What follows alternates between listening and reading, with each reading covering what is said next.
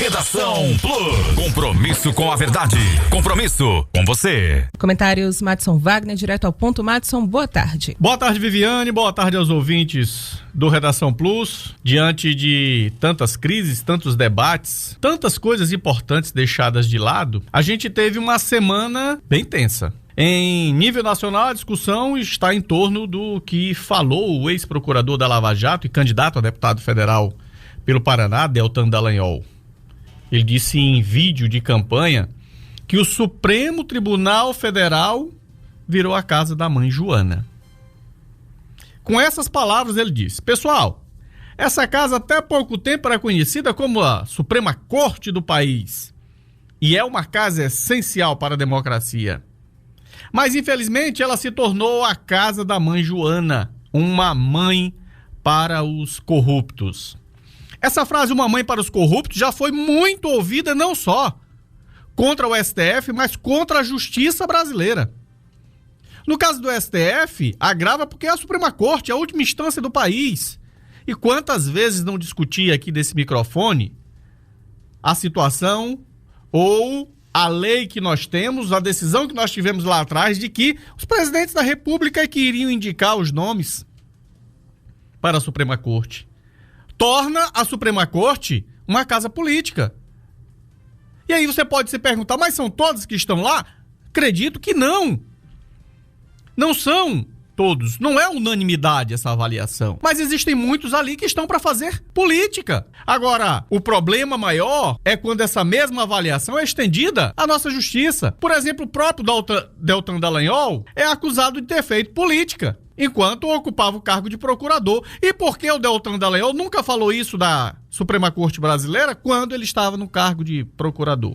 Ou de promotor, aliás. Porque tinha o que perder. Agora precisa se levantar, precisa trazer uma discussão fomentando a atenção para que tenha algum destaque. Mas não fez diferente. Lá atrás também usou do cargo para hoje ter destaque e ser candidato. E digo isso porque em mensagens vazadas, em áudios vazados, isso foi comprovado pela imprensa nacional. E a política está entranhada em todas as instâncias da nossa sociedade. Isso aí não tem dúvidas. Isso é bom ou ruim? Isso é péssimo. Porque é aquela história do aos amigos tudo, aos inimigos a força da lei.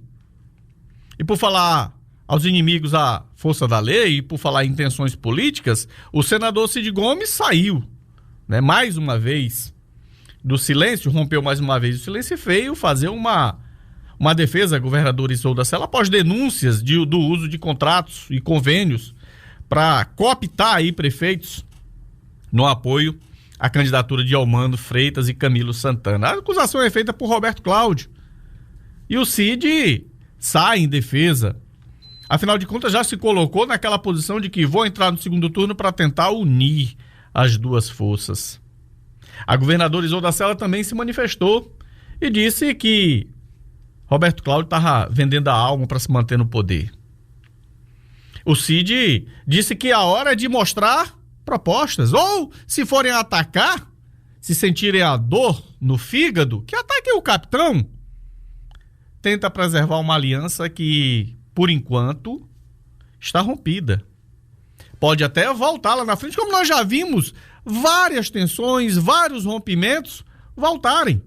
É só uma questão de tempo. E no Ceará, a tensão é grande, mas não é a única. Essa tensão envolve o Brasil, envolve as eleições estaduais, envolve os candidatos a deputados. Desespero.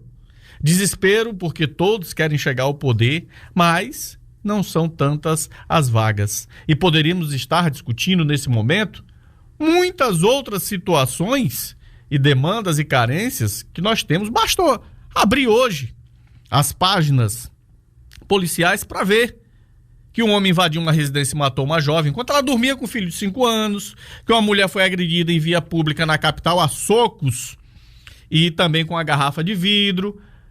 São muitas as discussões hoje, por exemplo, voltada à violência. São muitas as discussões, mas ninguém debate isso. Em nível nacional, uma mulher disse que sempre foi agredida porque repercutiu um padrasto sufocando um menino. É nessa situação que nós precisamos discutir. São esses parâmetros. São também os parâmetros que dizem que nós estamos deixando a população mais pobre para trás. O que vão fazer com relação à violência contra a mulher? O que vão fazer com relação à violência social? O que vão fazer com os 28 milhões de brasileiros que não têm sequer acesso à internet? Pelo menos são dados do IBGE de 2021. Muitos não sabem usar, outros não têm interesse, outros não podem comprar os aparelhos. E a gente já relatou isso aqui por várias vezes. Estamos deixando as pessoas para trás. Qual é o projeto político dos nossos candidatos para resgatar essas pessoas? Qual é o projeto político dos nossos candidatos para acabar com a violência contra a mulher? Qual é o projeto político dos nossos candidatos para reerguer a nossa economia? Não. Esse debate continua sendo isolado das campanhas políticas. Olha, o maior problema desses que estão excluídos não é a falta de dinheiro simplesmente.